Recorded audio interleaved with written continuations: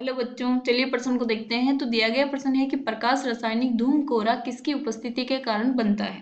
विकल्प ए है सल्फर के ऑक्साइड, विकल्प बी है कार्बन के ऑक्साइड, विकल्प सी है नाइट्रोजन के ऑक्साइड, विकल्प डी है लेड के ऑक्साइड। तो हमें बताना है कि जो हमारा प्रकाशिक रासायनिक धूम कोहरा है वो किसकी उपस्थिति के कारण होता है।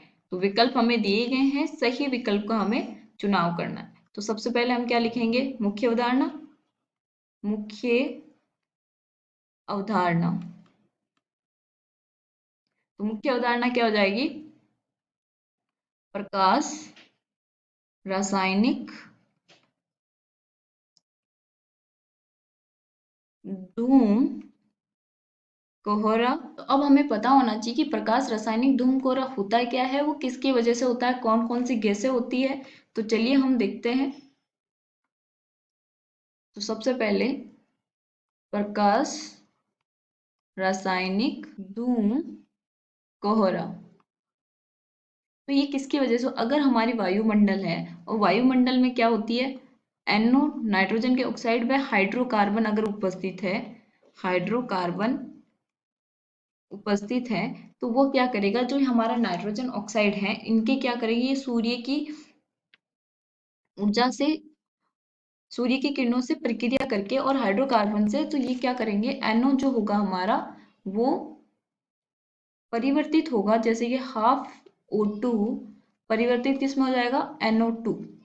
अब NO2 फिर से सूर्य की विकिरणों से ऊर्जा प्राप्त करके विखंडित होगा और NO प्लस नवजात ऑक्सीजन बनाएगा। अब ये नवजात ऑक्सीजन जो होगी वो क्या करेगी, O2 के साथ अभिक्रिया करके क्या बनाएगी, O3। अब यहाँ पे जो ओजोन है वो अभिक्रिया करेगी हमारी किसके साथ, NO के साथ, और वहां पे क्या बनाएगी, NO2।